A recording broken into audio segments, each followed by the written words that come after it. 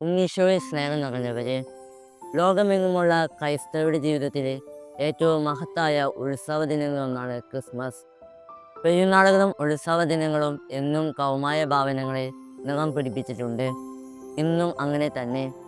നക്ഷത്ര വിളക്കുകളും പാതിര കുർബാനയും പുൽക്കൂടും പുൽക്കൂട്ടിലെ ഉണ്ണിയേശവും എല്ലാം അടങ്ങുന്ന ക്രിസ്മസ് ദിനം. ഇതുപോലെ തന്നെയാണ് മുത്തശ്ശൻ്റെയും മുത്തശ്ശിയുടെയും കഥ.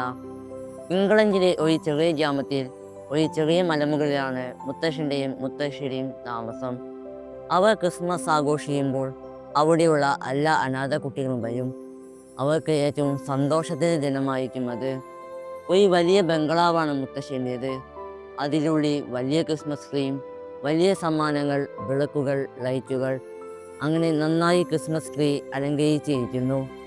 അത് കഴിഞ്ഞ് അവർ നല്ലൊരു വിരുന്ന് നടത്തും. കേക്കുകൾ, മിഠായികൾ, പലകായങ്ങൾ എന്നിങ്ങനെ പലതും. അങ്ങനെ ഓരോ വർഷവും ഇങ്ങനെ മുത്തശ്ശനും മുത്തശ്ശിയും അനാഥ ബാലകരെ വിളിച്ച് ക്രിസ്മസ് വിരുന്ന് ഒരുക്കുകയും ക്രിസ്മസ് ആഘോഷിക്കുകയും ചെയ്യുമായിരുന്നു. അങ്ങനെ ഓരോ വർഷവും ഇതുപോലെ കടന്നുപോയി. അതുപോലെ മുത്തശ്ശൻ്റെയും മുത്തശ്ശിയുടെയും കയ്യിലെ സകല കാശും തീർന്നുപോയി. എന്നാലും അവർ ക്രിസ്മസ് ആഘോഷം മുടക്കിയില്ല. അവർ തൻ്റെ ബംഗ്ലാവിലെ സകല വസ്തുക്കളും വിറ്റു. അങ്ങനെ പല വർഷങ്ങൾ കടന്നുപോയി. എല്ലാം വിറ്റ് തീർന്നുപോയി. ഇനി അടുത്ത ക്രിസ്മസ് എന്ത് ചെയ്യുമെന്ന് വിചാരിച്ചു കൊണ്ടിരുന്നു. അങ്ങനെ ആ വർഷത്തിലെ ക്രിസ്മസ് ദിനം വന്നപ്പോൾ എന്ത് ചെയ്യുമെന്ന് മുത്തശ്ശിയോട് ചോദിച്ചു നോക്കി. മുത്തശ്ശി ഒന്നും പറഞ്ഞില്ല. മുത്തശ്ശൻ ഒരു കാര്യം വിചാരിച്ചു. താൻ കിടക്കുന്ന ആ കട്ടിൽ പോയി വിൽക്കാം. പക്ഷേ അത് വിറ്റപ്പോൾ തുച്ഛമായ കാശാണ് അവർക്ക് കിട്ടിയത്. മുത്തശ്ശൻ ഒരു ചെറിയ വിരുന്നും ചെറിയ ക്രിസ്മസ് ട്രീയുമാണ് ഒരുക്കാൻ കഴിഞ്ഞത്. മുത്തശ്ശനും മുത്തശ്ശിക്കും വളരെ വിഷമമുണ്ടായി. ക്രിസ്മസ് രാത്രിയായപ്പോൾ കുട്ടികൾ ഓരോന്നായി വരാൻ തുടങ്ങി. അങ്ങനെ ആ ബംഗ്ലാവ് നിറഞ്ഞു. മുത്തശ്ശനും മുത്തശ്ശിക്കും വളരെ വിഷമമുണ്ടായി.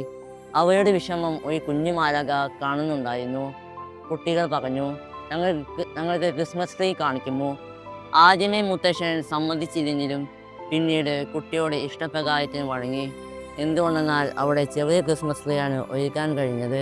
കുട്ടികൾ വാതിൽ തുറന്നു നോക്കിയപ്പോൾ വലിയ ക്രിസ്മസ് ട്രീ, വലിയ സമ്മാനങ്ങൾ, വിളക്കുകൾ, ലൈറ്റുകൾ എന്നിങ്ങനെ പലതും.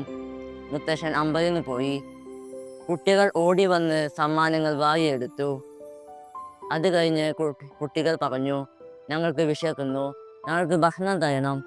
ആദ്യമേ മുത്തശ്ശൻ സമ്മതിച്ചതിനും പിന്നീട് കുട്ടികളുടെ ഇഷ്ടപ്രകാരത്തിന് വഴങ്ങി. എന്തുകൊണ്ടെന്നാൽ അവിടെ കുറച്ച് കറികളും കുറച്ച് പലകാര്യങ്ങളും മാത്രമേ ഉണ്ടായിരുന്നുള്ളൂ. പക്ഷേ ഭക്ഷണ സാധനങ്ങൾ പോയി നോക്കിയപ്പോൾ കുറേ കറികൾ, കുറേ മധുര പലകാര്യങ്ങൾ. മുത്തശ്ശൻ അമ്പരന്ന് പോയി.